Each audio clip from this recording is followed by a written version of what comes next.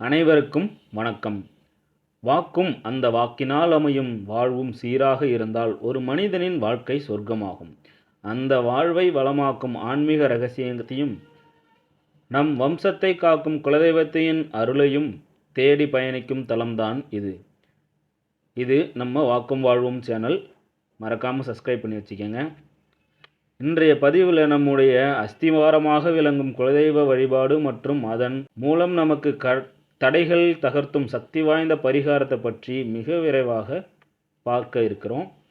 Video தொடங்கிறதுக்கு முன்னாடி இது போன்ற பயனுள்ள ஆன்மீக தகவல்களை தெரிஞ்சிக்க மறக்காமல் நம்ம சேனலை சப்ஸ்கிரைப் பண்ணி வச்சுக்கோங்க. பக்கத்தில் இருக்கிற பெல் பட்டனையும் தட்டி விட்டுருங்க.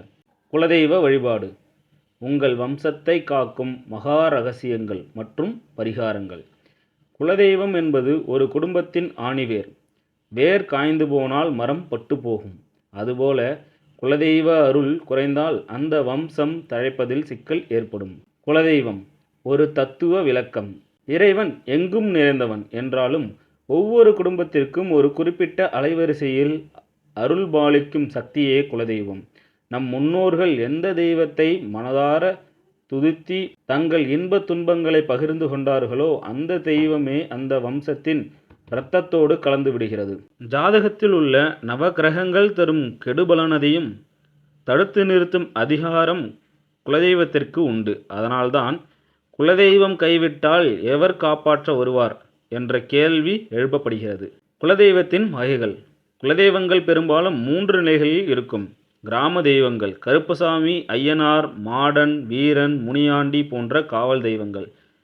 சிறு தெய்வங்கள் பெண் தெய்வங்கள் இசக்கியம்மன், மாரியம்மன், காளியம்மன், அங்காள பரமேஸ்வரி போன்ற சக்தி தெய்வங்கள் உள்ளன. மகா தெய்வங்கள் திருப்பதி ஏழுமலையான், பழனி முருகன், திருச்செந்தூர் செந்திலாண்டவர் போன்ற தெய்வங்களுக்கும் சிலருக்கு குலதெய்வமாக அமைகின்றது. குலதெய்வ அருள் ஏன் முதலில் பெற வேண்டும்? ஆன்மீக விதிகளின்படி ஒருவருக்கு இஷ்ட தெய்வம், குலதெய்வம் என பல இருந்தாலும் குலதெய்வமே வாசற்படி தெய்வம் என்று அழைக்கப்படுகிறது. முன்னோர் ஆசி. குலதெய்வத்தை வணங்கும் போது நம் பித்திருக்களின் ஆசி எளிதாக கிடைக்கும் என்று நம்புகின்றனர். கர்மவினை நீக்கம். நம் முன்னோர்கள் செய்த பாவ வினைகள் நம்மை தாக்காமல் இருக்க குலதெய்வமே கவசமாக அமைகிறது.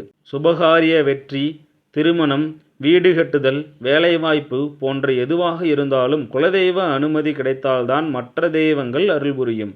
குலதெய்வ தோஷம் அல்லது தடை ஏன் ஏற்படுகிறது?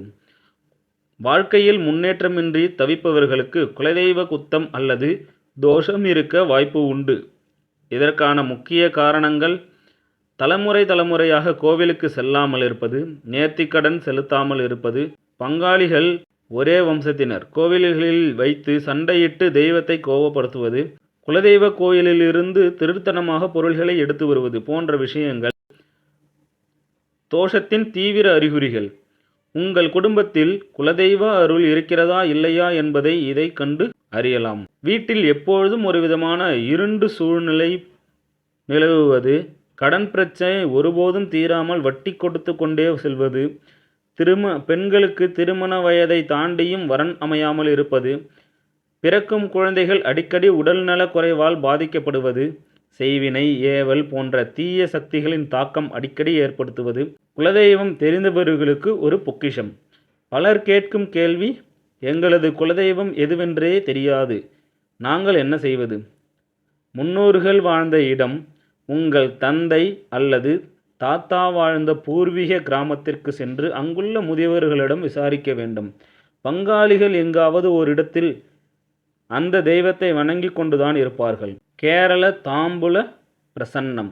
சிறந்த ஜோதிடர்கள் மூலம் தாம்பூல பிரசன்னம் பார்த்து உங்கள் குலதெய்வம் எது, அது எந்த திசையில் இருக்கிறது என்பதை அறியலாம். 48 நாள் விளக்கு வழிபாடு வீட்டிலேயே செய்யக்கூடியது. வெள்ளிக்கிழமை தோறும் பூசையறையை சுத்தம் செய்து ஒரு புது மண் அகலில் தீபம் ஏற்றி வழிபடவும்.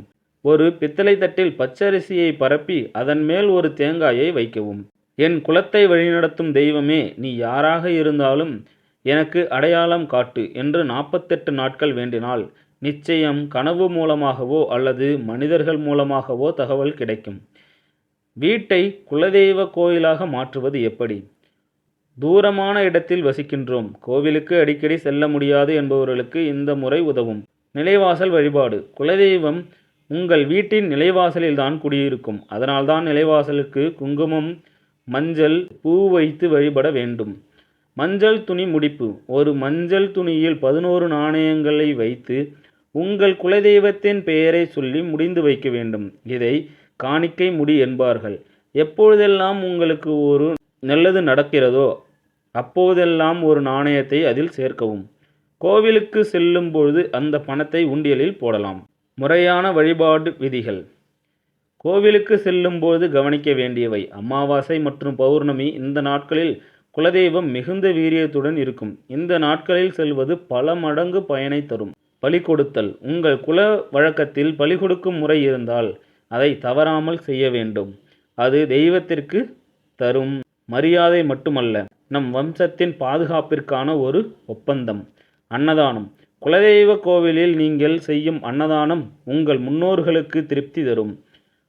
கோவில் பொருட்கள். கோவிலிலிருந்து மண் எடுத்து வருவது சிலருக்கு வழக்கம். ஆனால் முறையான அனுமதியின்றி எதையும் கொண்டு வரக்கூடாது.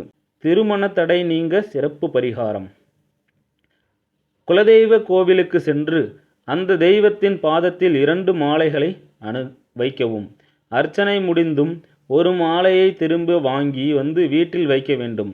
90 நாட்களுக்குள் திருமணம் நிச்சயமாகும் என்பது நம்பிக்கை. கடன் சுமை தீர குலதெய்வ வழிபாடு.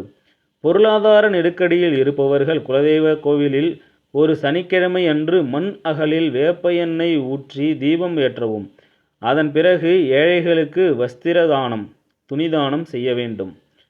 இது உங்கள் கர்ம வினையை தீர்த்து கடனிலிருந்து விடுவிக்கும். நம் வாழ்வின் அஸ்திவாரம் குலதெய்வமே. வேரை மறந்த மரம் விழுந்துவிடும். குலதெய்வத்தை மறந்த வம்சம் தழைக்காது. எனவே உங்கள் குழந்தைகளுக்கு குலதெய்வத்தை பற்றி சொல்லிக் கொடுங்கள். வருடம் ஒரு முறை அந்த மண்ணிற்கு சென்று வாருங்கள். அந்த தெய்வம் உங்களை இமை போல காக்கும்.